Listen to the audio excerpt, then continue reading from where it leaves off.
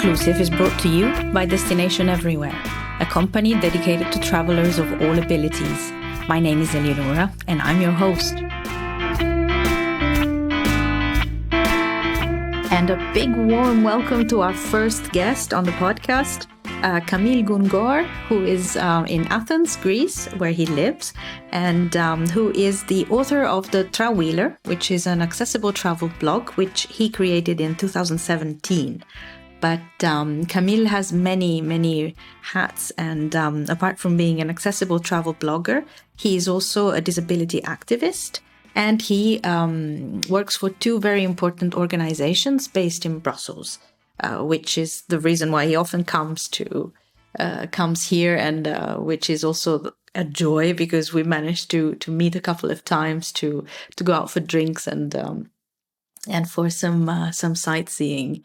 So he comes to Brussels for ENIL, the European Network for Independent Living, where he works as development officer, and for the European Disability Forum, where he is the chair of the youth committee, although he's very old because he's already 32.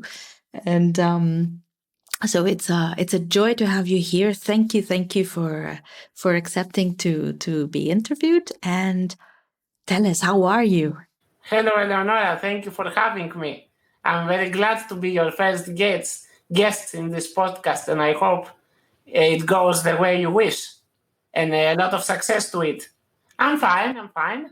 I mean, it's the new year. I am still having the excitement of the new year and the goals for new year and everything. And I'm full of energy. We'll see how it goes later in the year, but so far I'm fine. How are you? Good. Looking forward to traveling again, like everyone. And what were your New Year's resolutions this year? I am a New Year resolution guy, so I like to create lists with things I want to do and things I want to achieve. So I mean, definitely I want to travel more than previous year, and I even wrote an article on my website for a few countries and places I would ideally like to visit this year if possible.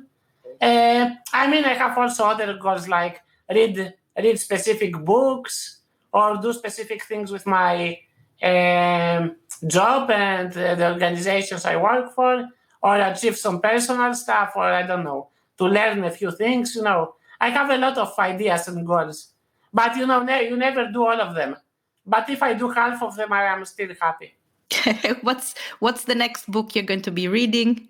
Well, at the moment I am reading The Gentleman in Moscow from Amor Towles. It's a very nice read, and unusual probably for the ones that people are used to it. It's not like a romance. It's not a crime. It's like it's an experience of one aristocrat who is closed in a hotel in the Moscow city center. So it's how he lives this experience, but it's very interesting and the way they put it. About the next book, I don't know. I have a lot of books and written a lot of ideas, so I will see. Maybe I will finally start one John Esbo because everyone talks about it. We'll see. So, Camille, we're all very curious because I've anticipated that you travel both for work and for pleasure. And in the pleasure traveling, I know that you're very good at finding low-cost options, and you love organizing your trips. So you're one of those people who really loves to organize everything and find the best deals. And you don't go with travel agencies or tour operators. You like to do your own thing. So I would really love it if you gave us a few tips and you told us a bit how you work when you're organizing a trip for yourself. First of all, I want to say that indeed, I think it's a fact, and at least from my experience, that disabled people prefer to travel safe and expensive. This is what I think. So, disabled travelers are usually willing to spend more to have the accessibility services, to have the assurance that everything will work okay, that they will have the good location and everything. So they were willing to pay, I don't know, more for a hotel, more for transport, someone else to arrange everything for them, because we live in an inaccessible and not inclusive world. So it's not easy for us to know everything. So we prefer to give this task to other people, and it's easier for us. And then we do a trip which is stress free. But this cost, and because I am a travel freak and I love to travel, I think that you can have, with the budget that someone will spend for a trip, I could use the same budget for 2 trips, probably. Which I think it's. If I manage to do that, I am happy, and I have more experiences than the other ones. But of course, it depends what you want to travel for. If you travel once per year only to do some vacations and to rest from everyday reality, it's fine to spend more money and to have everything done for you. I don't criticize it. But if you want to travel more and to see as many things as possible and as soon as possible, because you never know how much time you have or whatever, then you need to save some money and to think smart. And I remember in the past, I wrote an article with, basically it was 2 articles, the part 1 and part 2, on how to travel on economy and smart. And I gave a few tips from my experience and from the experience of fellow travelers, mostly not disabled, because as I said, most of disabled people travel with high budget, especially the wheelchair users. But that's of course not for everyone. So I consider myself a budgetarian, even though sometimes I have to admit that I don't travel that cheap as I want. But sometimes it's necessary for the experience or whatever.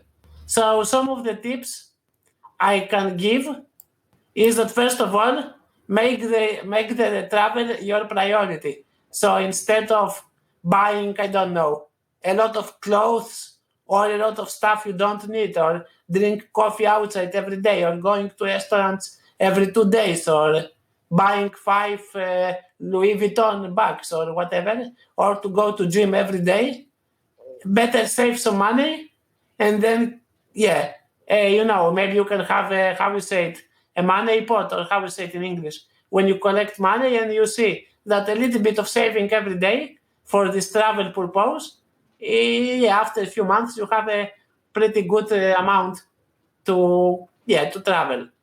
A very basic tip that a lot of people do, this is not something new, is to subscribe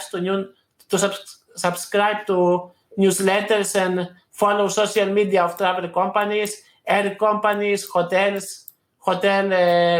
chains, and all this stuff, and to write and to subscribe to loyalty programs, so you can be the first to get offers and to see what's available. Sometimes you can get pretty good offers. Then I think one other tip is to be flexible. For example, if you want, as much as possible, if you want to travel, for example, in June, from the 15th to 20 June, with with business class, with specific company, to specific place, in specific location, for example, in the city center, then the chances are that you will have to pay more, because you are very specific what you want. But if you are okay to travel in another period, for example, in October, which is not high season, with maybe low-cost company, and stay in a hostel out of the city center, and you can use the public transport, for example, then you can save a good amount of money, and then with this money you can go another trip, maybe a weekend trip in your country, or camping or something. With the money you will save from this big trip, you can do. Then you need to travel smart, and you need to do your study. The better study you do, the most cheaper the trip will be. For example, you need to read the reviews of other travelers and to see if something it is worth it or not. If the price you want to pay for something Is it the cheaper or not? You can look for free tours, free. You can check if you are eligible for something. For example, if you are disabled, you might have reduced prices for tickets or for transport. If you are an older person, you might also have reduced stuff. If you are a child or if you are a family, you can get better prices. You need also to do a research for the seasons you travel. Some places are high season in the summer. Some places are high season in the winter. For example, for Christmas. Maybe it's better to travel in October or in April, which are kind of not very popular seasons, at least in the past. Or maybe traveling in the Christmas period, I don't know, to Vienna, it's not very good idea. But traveling in the Christmas period to a country that don't celebrate Christmas, it's much better idea because it's much cheaper. Because they don't have holidays at that moment. So, I mean, you can do smart stuff like that. Or, for example, you might see business hotels. Business hotels in the weekend, they don't have that much of clients, so they tend to do good offers. I remember when I went to Amsterdam in the past, I found a quite good and luxurious hotel, a business hotel in Amsterdam, which has a very good price for me, but it was weekend. That's why they had a good price, because it was a big hotel and they needed, to fill the rooms, and they didn't expect business people on this weekend. So I took the opportunity and I visited Amsterdam with this opportunity. It was not in the city center of Amsterdam, but okay, I mean, I did my research. I saw that the metro is accessible, it's close to hotel, so I didn't have any problems. Then you can save money, like with, I don't know, with you don't eat in the touristic areas. You try to eat where the locals eat. Probably they know better. Plus, also the food will be probably more better. It will have better quality in the non-touristic areas, because in the touristic areas everyone is rushed and they try to be as fast as possible, and to meet the demand.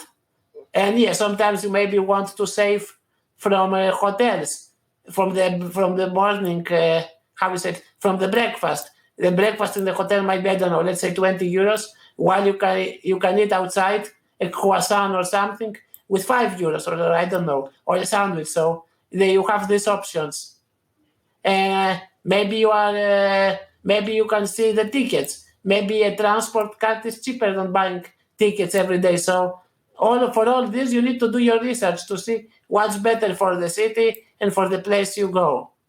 Then, something I am lucky to do, and I know other people to do, I think Eleonora is also one of them, is to find a job when the traveling is part of it. So to do, to do a job you like, you believe in their values, you believe in the stuff they do, but also why not to have a travel with it? Like, for example, in the activism sector, we travel a lot, or even outside of the country or in the country. And a lot of disabled people that have the opportunity to go to conferences, training, seminars. Then maybe you can be something. You do something else. You can be a professor. They also tend to travel for academic events or whatever. Maybe you can be, I don't know, a pilot or a tour guide or a stewardess in an airplane. They also travel a lot. You can do sports, or you can be an actor, or a theater player, how to say it in English, or a politician. I mean, or even personal assistant for disabled people, or youth worker. All this stuff. All these people tend to travel because they get opportunities. So I mean, finding your job can be also a factor for traveling.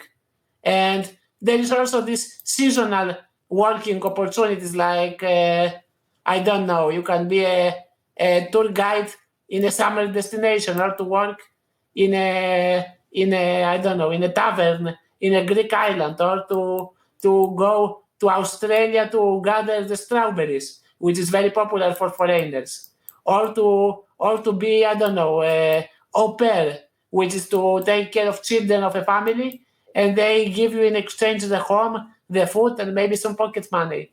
So I mean, there is a lot of this kind of options. Then a few other quick tips. I know I already talk a lot, so sorry for that.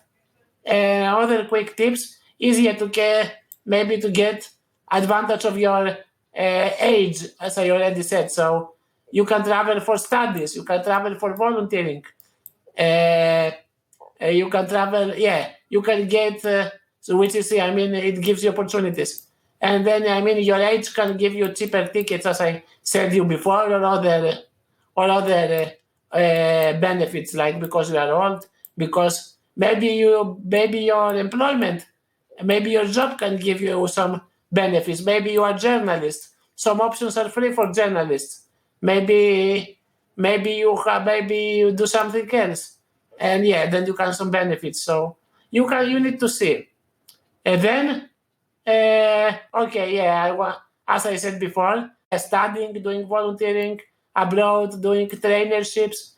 A lot of institutions offer very good opportunities now. I mean, you have the European Solidarity Corps. You have opportunities in European Parliament, in European Commission. Now with the EU, much more young people, and not only young people, get the opportunity to travel. In the past, traveling was much more difficult. We never had traveling so easy as we have it today. I mean, before Corona. So there is a lot of options. One other tip I remember I did myself is, if you want to travel to a place which is not close to the country you live and it's expensive, maybe you can leave it for now and travel there when you are in another place closer to this country you want to travel. So, for example, I always wanted to visit Netherlands, Amsterdam, but from Greece the tickets were always quite expensive compared to other places. So I chose other places and I waited. And when I did my Erasmus in Belgium, I took the train from Belgium to Amsterdam and it was super cheap. So, I mean, sometimes if you wait and you for the right opportunity, then you will find it. And in the meantime, you can visit other places. So instead of Amsterdam, I went to Turkey or to Czech Republic, which are cheaper countries, and I still had a great time. Then, I mean, if you can use the bicycle. It's cheaper than the taxi or than the public transport. Or you can use public transport, which is cheaper than special taxi if they are accessible. But of course, you need to see if it's accessible. You need to do your research. You need to compare. You need to see all the stuff. It's not sure that it will be cheaper. It depends on the place and on the culture of a city. It's a lot of stuff. So as always, you need to do a lot of research. I also advise always people to take advantage of their smartphones and their tablets, because nowadays this kind of appliances are not only your phone, but they can save you a lot of money. They can be your camera. They can be your wallet. They can be your GPS. They can tell you the transport schedule. You can find free touristic guides. So your smartphone and your tablet can save you not only money but also time, which time equals money. So and you have also a radio. You can note things. You can, if you have a diary, you can use your phone for that. And a lot of stuff. So technology is our friend, and you pay for one thing and you use it for a lot of things. But while in the past, or while other people paid for different applications, which is not the way I do it. And then what else can you do? Don't do things you do on the place you live. So, for example, I live in Greece. So when I travel to Europe, I don't want to eat Greek cuisine and Greek stuff and do Greek stuff and things like that, because usually it's also more expensive, and I have it every day in Greece. So don't do it with the places you go, and also don't buy stuff you can find in your place. So if you have, I don't know, Pull and Bear or Zara in Greece, why to go to Pull and Bear and Zara in Belgium. I mean, you just spend money unless it's super cheaper. But yeah, and you need it. But if you don't need it, just don't do it. You don't. I mean, it's not necessary. As Eleonora, as you said, I am avoiding travel companies and tourism operators and try to do everything myself as much as possible, which is much cheaper because you don't pay the additional money, and then you can book the hotel yourself. But I mean, you have to spend more money to talk with the hotel to make sure that everything is accessible. So okay, I mean, you have some benefits, you have some also down things. But yeah, you decide. If you are more adventurous, you have options like hostels, like couch surfing, like camping, glamping, which okay. I don't know, all the Airbnb, all the stuff. I try to use some of them sometimes. I mean, if they are accessible and possible. And I try to use travel companies only for places, only if I don't have time, or only for places which are generally very difficult to survive otherwise. So, for example, when I went to Moscow, I know that Moscow is it's quite difficult for wheelchair users. So I went for a conference, so everything was paid for me for the conference, but I had also a free evening. And then I found a special company that do, tours and stuff like that with car and everything. And I booked it. I was lucky because it was not very expensive in the end. And I had a special tour with them. But, this was a special occasion. Normally, I wouldn't do a whole trip probably with a company like that because it would be super expensive. But for a special occasion, I guess it can be possible.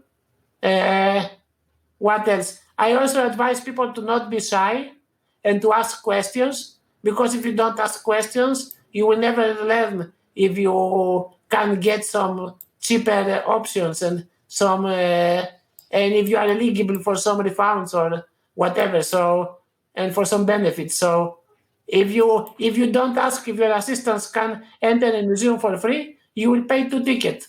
But if you ask, maybe your assistant can enter for free. Or maybe you can maybe bargain a few things. So things like that. And almost the last thing is to go to your friends. I mean, if you have friends abroad, try to use them. If not their home, you can use them for go to eat together, or to use them as tourist guides in the place, or to their experience. They will know where is better, where is more. The locals always know better what you can use, what you cannot use, and stuff like that. So these are the very basic options. Then you have some more stupid and funny options like pack your stuff more efficiently, and I don't know, stuff like that. Or do a fundraising if you are a guy who like fundraising. I am a bit of shy to ask people to pay my trips in that way, so I don't do it, but maybe it's an option. And I stopped talking because I did it too much. No, you didn't. That's why I invited you to talk. So it's what you have to do. But I love the budgetarian. The budgetarian is wonderful. But thank you. All your tips are super, super, super useful. But I would like to ask you 2 things. Like, which are your favorite newsletters? Because you mentioned that subscribing to newsletters and to also from the hotels to know when the special offers come up. So which are your 3 favorite newsletters, and one youth hostel that you really liked that you've stayed in? Okay. Well, let's see. That's a bit challenging because in the fact that I recommend a few tips doesn't mean that necessarily I do all of them. So yeah, I will need to think. So for the newsletters, that's easier to say. I am a subscriber of Aegean Airlines, which is the national Greek airline company. And yeah, I mean, I am also a gold member of this company. So I already have some benefits with that because I travel often. As I said, if you can subscribe for loyalty programs, you can benefit. So because I'm gold member, I get a free baggage and stuff like that. So that's one. So that's one of the newsletters. And I always check for their holiday promotions or summer promotion or whatever promotion they have. And I remember at the beginning of the year, I usually buy a ticket. And this year I wanted to do the same.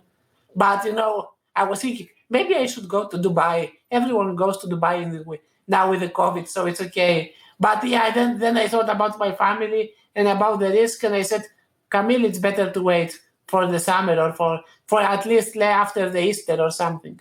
So yeah, I will wait. But I mean, Aegean Airlines is one of the companies. Then my favorite low-cost company, at least so far, is the Wizz Air. So I'm also in their newsletter, and they introduced now the tickets to Dubai from Athens. So that's something, very nice.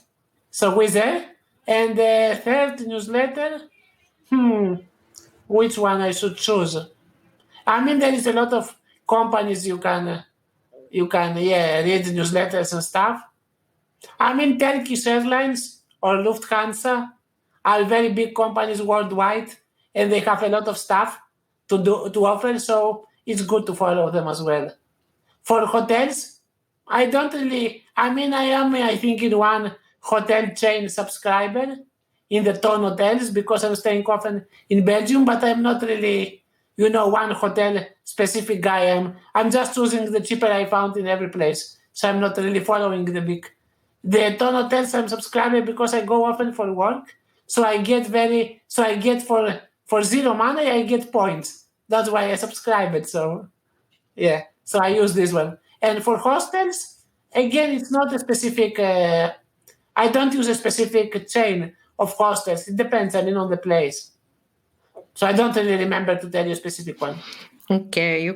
And what has been your favorite low-cost trip in the past? The one that you were really proud of, like I really organized it like super well and I really saved all that was possible to save. Because I can feel the how proud you are, and I've had similar experiences when with some friends we were really on a budget, and you're so proud at the end of the trip when you realize that you managed to have great fun and spend as little as possible. So what's the trip that you're most proud of? Yep. So I will say two trips. One which I really did cheap. And yeah, I think that took the most of it. And one which was not the cheaper in the total number of money. But when I tell you why I use it, you will see that it was a great deal. So first, the cheap one. I did a few of them, a couple of them, but the younger I were, the less experienced I were. So they were not super cheap. But one I did in 2019 was actually to your country, to Bologna, which I organized by myself. And yeah, Italy is not super expensive anyway. But I booked the hotel, and even it was in the city center, but it was a very cheap one. It was it was accessible, nothing super special, but it was very okay for my needs. I was in a good location, I had a breakfast, it was accessible, so I was fine.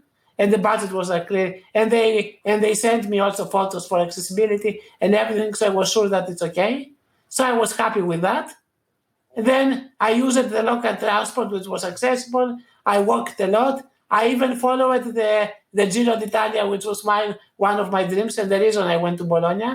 But many people to go to that event, they pay the organizers of the Giro and of other travel sport events, to have a better place and stuff like that. But if you have a little bit of patience and you do by yourself, then you can equally find good spots and, to enjoy it equally without paying for all this stuff.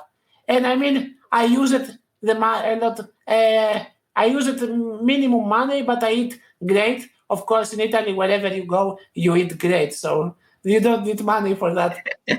Yeah. Yeah, I think it was, for two people, the tickets were very cheap from Athens, which is not always the case, but I found a good offer. I saw the newsletter from the Aegean Airlines, and I saw that if I buy the tickets by a specific dates, I will have a very good price. So I paid for 2 people for 5 days, less than €1,000, which I mean for disabled traveler traveling with a personal assistant for 5 nights is not very easy. And I mean, I did a lot of stuff. I visited museums, I visited a lot of stuff. So I mean, you have to pay tickets and stuff. But I paid like, I don't know, 800 or 900 something for 2 tickets and for 2 people, and we did everything. So I'm very happy and proud of this trip. I mean, I have similar experiences, but this one is the one that comes first. And the other trip I wanted to share, which is not exactly the cheaper I did, but it's one of the most efficient I did, is when I went to Japan, when I paid, which is considered an expensive country, but I paid less money to Japan than a lot of my disabled friends pay to go to, I don't know, to Spain or to UK. So, countries which are close to us. Great. Yeah. So, I mean, you still have to be a bit of innovative and to have some idea and creative and to have some ideas. I mean, yeah, you need to, I mean, I shared a room with a friend, which was a bit cheaper. I shared the assistant with a friend. We booked the tickets very, very earlier, like really, really earlier, which is risky sometimes, but we did this also. But how earlier? How? 6-7 months, maybe more. We organized everything by ourselves. I mean, my sister also speaks Japanese, so we used her when needed, and she organized a lot of stuff. We asked Josh, the Josh we will interview in the future. Yes. So we contacted Josh, and he gave us a lot of tips and everything. So yeah. So this trip was, compared to what people sometimes think about Japan and about eating, that everything you will do there is expensive and stuff.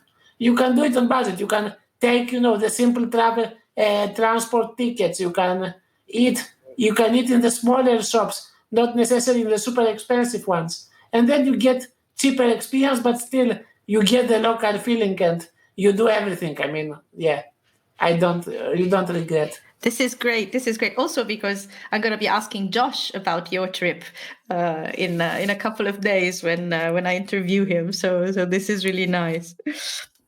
But I have one question about the current moment, because I mean, you have this really structured now, and you've perfected the technique to organize your trips. But now everything is of course different because of the current situation. Now, where did you travel to this year, last year in 2020?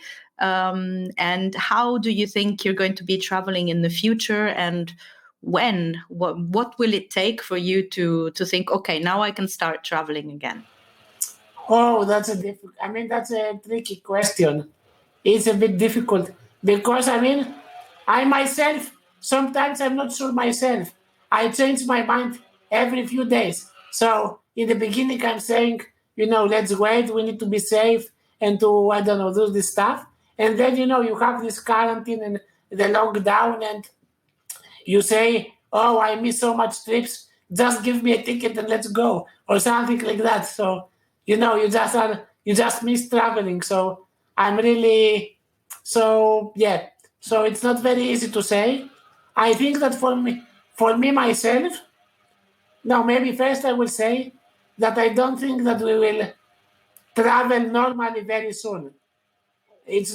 I don't think that it's a coincidence that people call it the new normal, because it will be a new situation. It will not be like in the past. So I don't expect that the traveling and the tourism will be exactly the same with the past, at least not in the coming years. But that's one thing. For myself, it depends on various factors. So if it was only for me, I would probably find a friend who is not afraid, and I would try to go somewhere in February or in March if it's possible. But I know that I have a family with me, and I need to be careful not only for myself, because I can be kind of risky for myself, but it's not good to do it for your mother or for your sisters or something. So I think I will wait until at least, I don't know, minimum April, May, probably the summer, and then I will definitely, from summer I will try definitely to travel. For sure in Greece, and I will travel. I will try, if possible, to travel also outside. It will depend of the restrictions of the countries, of the requirements of the countries. Do you have to? I don't know. Do you have to quarantine yourself? Do you have to be vaccinated? Do you have to? I mean, do very different regulations every country has. So I will need to see what's the idea in every country, how much tourists go there, how is, now we are seeing the epidemic situation of the countries, and planning our trips accordingly. So you say, okay, maybe this country is safer from the other country because they have a smaller population, because they have a better reaction to COVID, because they are in the EU, or because they have money for vaccines, or because this, because that. So now our traveling is not only based on our aspirations and on where we want to go, but it's also based on where we can go and how easy we can go there. Do you need to do a lot of stuff and papers and whatever to travel, or you just can take the plane and go to specific country? If possible, I would like to visit this. I already mentioned Dubai, which I think it's an option for me because it's also accessible and I always wanted to visit. Then, I want to visit Belgium. I always want to visit Belgium. So, I miss Belgium. It's my second home. So I hope I will visit Belgium and it will be possible. And even if it's not for business, I will still try to go there. If it's not for business, I will not stay much in Brussels. I will go to Ghent and to Ostende probably. But anyway, what else? I have countries in my mind. There's a lot of places I want to visit.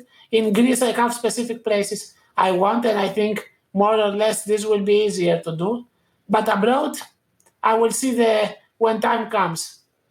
I have ambitions, big ambitions. I will see how many of them I can do. Sounds great. And also this means we have to start planning for a trip to Ostend and do all the James Ensor itinerary with the new museum and which we've seen online during these months. But where did you do something during 2020 after the pandemic started? Have you traveled anywhere? Were you able to go anywhere this year? So in the 2020, the whole year, I did all of them, only 3 trips. The 2 of them were before the pandemic. So in January and end of February to Brussels for business reasons. Even though in one Brussels trip, I visited also the Natural History Museum behind the European Parliament, which was very nice experience. But okay, I consider this big business trip, so nothing special.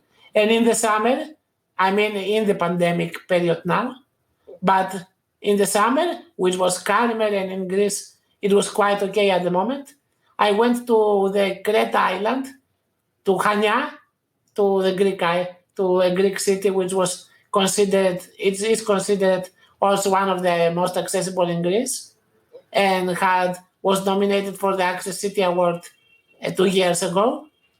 And it's not exactly the cheaper trip I did, because Greece is not very accessible in general, so you cannot do very, very few things on budget. You need, to have a special transport most of the time. So, if you want to do experiences, if you just want to stay in a hotel and to go, I don't know, in the area of the hotel, you don't pay that much. But the most experiences you want to have, the most you pay.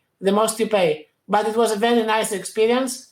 I did a 1-day trip to Knossos, to the ancient Knossos, which was one of the must things to do in Greece, and I never did it. So I wanted to do it. And even though I had to pay a bit more for that, I think it's totally worth it. So sometimes, even though I'm a vegetarian, I choose to pay if it's for a very special experience you don't live otherwise. So, but yeah, I was in Crete. Greece was one of the countries that responded well to the pandemic. So it was also open to tourists, but we didn't have that many as usual. So it was easier for us to travel and to walk in the city and the streets and everything. So I enjoyed the trip a lot. Sometimes it was a little bit depressing because you saw hotels closed, shops closed, restaurants closed. But okay, I mean, yeah, what can you do? Hopefully this summer will be better for everyone. And yeah, I'm looking forward to travel both to Greece and to other places outside of Greece. Oh, Camille, tell our listeners, we would like to know, where can they find you online and on social media? Yes, sure. So you can find me on Facebook, Twitter, and Instagram. And I have a webpage. So the webpage is thetravwheeler.com. And to help people understand, I mean, I am sure you will include it in the description anyway, but to help people understand, the Travwheeler, it's a mix of the words traveler and wheeler, because I'm using a wheelchair, so wheels. So that instead of traveler, it's a Travwheeler. That's the small play I do with the words. So thetravwheeler.com is the website. And then Instagram, Facebook, and Twitter, it's @thetravwheeler. Super. I'm sure people will start following you. I know that the Travwheeler is in Greek, but you have some articles in English too. Well, the Travwheeler, the website, so far it's only in Greek. The articles in the website. I have an English session, but I didn't have time to write yet articles in English, but I plan to do it, especially for Greek destinations, so I can introduce them to our foreign friends. But by social media, almost all of them have either only English or both Greek and English. So, for example, in Instagram, the posts are only in English. On Facebook, they are both English and Greek. So, people on social media will not have any problem to follow. Camille, this is great, and it's super wonderful, and I really, really, really hope that we all start traveling. Yeah, the new normal. Let's hope that it's as similar to the old normal as possible, and that the world opens up again. But it was very interesting to understand your priorities now, and how, as a seasoned traveler, you are evaluating the destinations to travel to. So thank you for that. And we have to close now, but you will be back because you have more stories, I know, and we should do like one episode just on your trips to Belgium, because I didn't remember that you had done your Erasmus in Belgium. Where were you? In Ghent.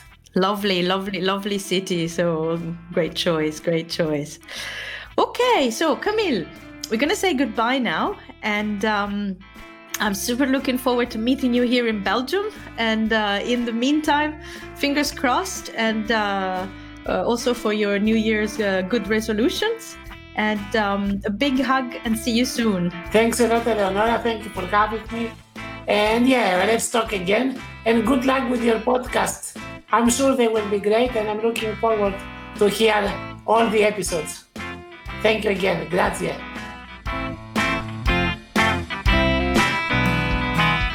All Inclusive is brought to you by Destination Everywhere, a travel company dedicated to travelers of all abilities. For more information and for some really awesome tours all over the world, you can visit our website at www.destinationeverywhere.eu.